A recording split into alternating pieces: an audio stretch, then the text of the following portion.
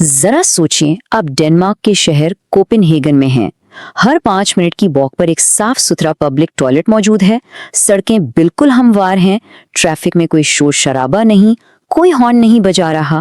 لیکن پھر ہم واپس انڈیا کے زیادہ تر شہروں کی حقیقت پر آتے ہیں، جو اس تصویر سے بالکل مختلف ہے۔ تو سوال یہ ہے کہ آخر اس فرق کی اصل وجہ ہے کیا؟ آئیے آج اس بات کی تہ تک پہنچتے ہیں۔ یہ دو الگ دنیائیں ہیں، ہے نا؟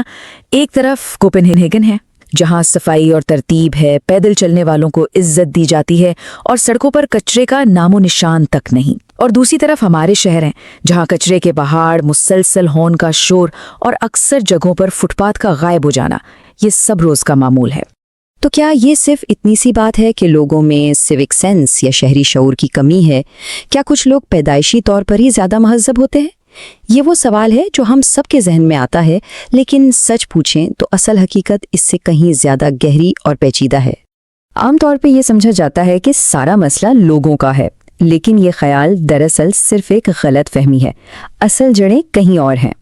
اصل مسئلہ لوگ نہیں ہیں، بلکہ یہ 3 ایسے بحران ہیں جو ایک دوسرے سے جڑے ہوئے ہیں اور جن کے بارے میں زیادہ تر لوگ بات نہیں کرتے یا شاید کرنا ہی نہیں چاہتے۔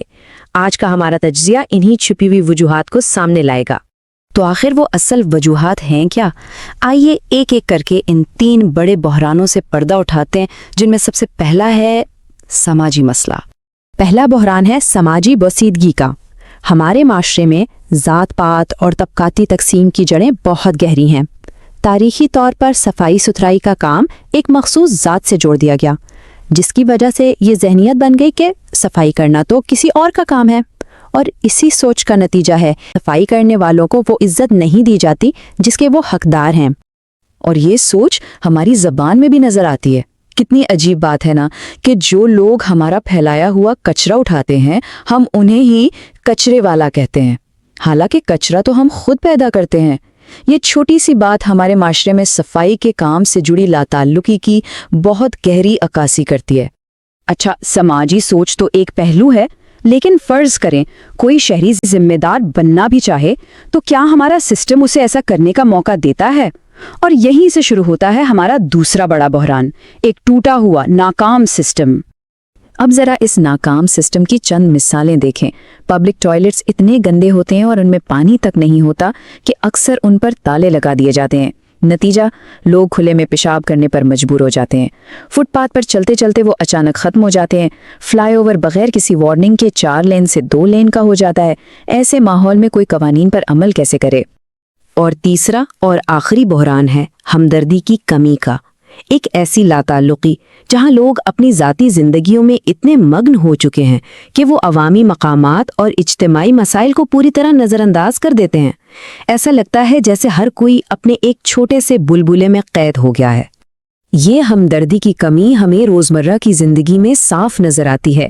بڑی بڑی اپارٹمنٹ بلڈنگز میں گھریلو ملازمین کے لیے الگ لفٹ کا ہونا، گھروں میں ان کے لیے الگ برتن رکھنا اور عالیشان عمارتوں کے گیٹ کے ٹھیک باہر موجود گندگی کو مکمل طور پر نظر انداز کر دینا، یہ سب اسی بات کا ثبوت ہے کہ ایک مشترکہ کمیونٹی کا احساس ختم ہوتا جا رہا ہے۔ تو کیا اس کا کوئی حل نہیں؟ کیا سب ایسے ہی چلتا رہے گا؟ نہیں، بالکل نہیں۔ اب جب ہم نے مسائل کو سمجھ لیا ہے تو آئیے دنیا بھر کے ان کامیاب اور آزمودہ حلوں پر نظر ڈالتے ہیں جو تبدیلی لا سکتے ہیں۔ چلے کچرے کو الگ کرنے کے نظام سے ہی شروعات کرتے ہیں۔ انڈیا میں زیادہ سے زیادہ کیا ہوتا ہے؟ کچرے کو گیلے اور سوکھے 2 حصوں میں بانٹ دیا جاتا ہے۔ اب ذرا ڈنمارک کو دیکھیں، وہاں شیشہ، دھات، پلاسٹک، کاغذ، کھانا، غطا، کپڑا، خطرناک مواد، یعنی 10 سے بھی زیادہ اقسام میں کچرے کو الگ کیا جاتا ہے۔ یہ فرق صرف کچرے کا نہیں بلکہ ایک پورے نظام کی سوچ کا ہے۔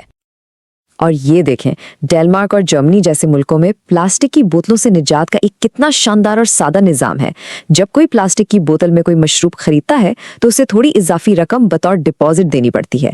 پھر جب بوتل خالی ہو جائے تو اسے کسی بھی سپر مارکیٹ میں لگی ریورس وینڈنگ مشین میں ڈالیں اور وہ ڈپازٹ فوراً نقد یا واؤچر کی صورت میں واپس مل جاتا ہے۔ شہر کی منصوبہ بندی بھی بہت بڑا کردار ادا کرتی ہے۔ کوپن ہیگن کو ہی دیکھ لیں، وہاں 64% لوگ سفر کے لیے سائیکل کا استعمال کرتے ہیں۔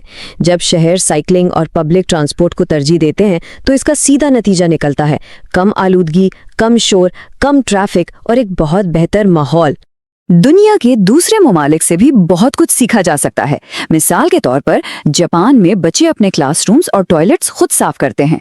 स्विट्जरलैंड में लोगों को कचरा फेंकने के लिए खास सरकारी बैग खरीदने पड़ते हैं, जिससे सफाई की एक कीमत वाज़ेह होती है। बर्तानिया में कतार बनाना शहरी जिम्मेदारी का हिस्सा है और सिंगापुर में पब्लिक टॉयलेट्स के मेयार को बरकरार रखने के लिए बाकायदा रेटिंग दी जाती है।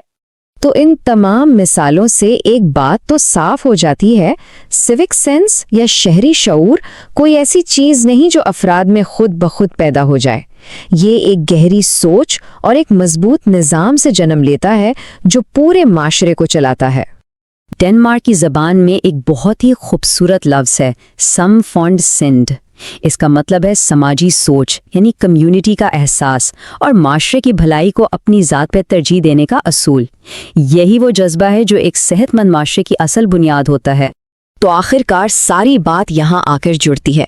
हुकूमत का काम एक ऐसा निज़ाम बनाना है जो वाकई काम करे, और इस निज़ाम का काम लोगों में एक दूसरे के लिए हमदर्दी पैदा करना है, क्योंकि एक अच्छा निज़ाम सिर्फ रवैये को कंट्रोल नहीं करता बल्कि एक दूसरे का ख्याल रखने वाले मुआशरे को भी फ़रोग़ देता है। तो आखिर में ये बात समझ आती है कि एक साफ सुथरा मुल्क दरअसल एक हमदर्द मुल्क की निशानी है। अब सबसे बड़ा सवाल ये है कि हम अपने मुआशरे में इस हमदर्दी को कैसे परवान चढ़ा सकते हैं।